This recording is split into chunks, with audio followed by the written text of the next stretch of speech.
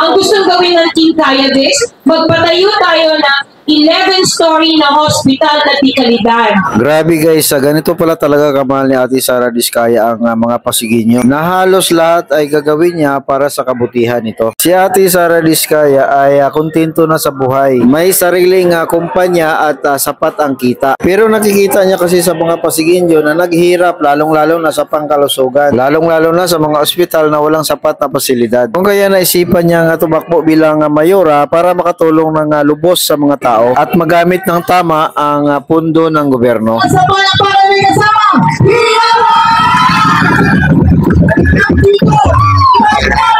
Ate Sara Diskaya!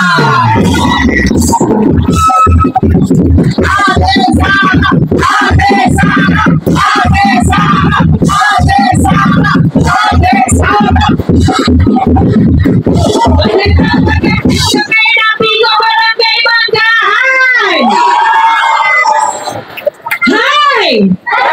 Hello!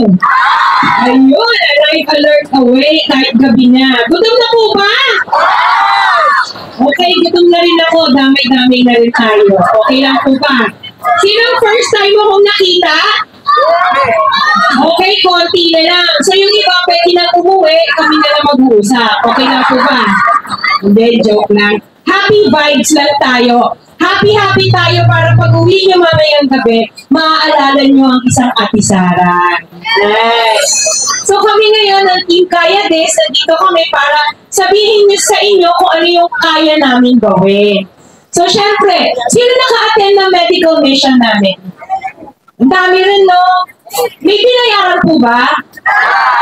Free, no? Free lahat. May kasama pang massage, mani-pedi, tsaka gupit. Yan eh, temporary lang yan or band-aid solution lang yan sa mga pangangailangan nyo. Ang gustong gawin ng Team Kaya This, magpatayo tayo ng 11-story na hospital na di kalidad.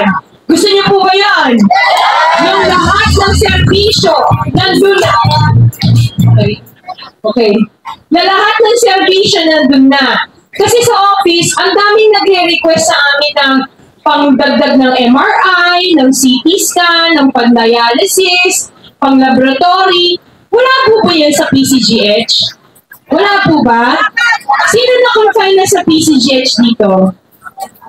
Kasi ang balita namin, minsan nakikita din namin na nasa monoblock, naka-dextrose, 3 araw po. Chismis po ba yun? Totoo po nangyayari. Imagine may sakit ka na, pinahihirapan ka pa.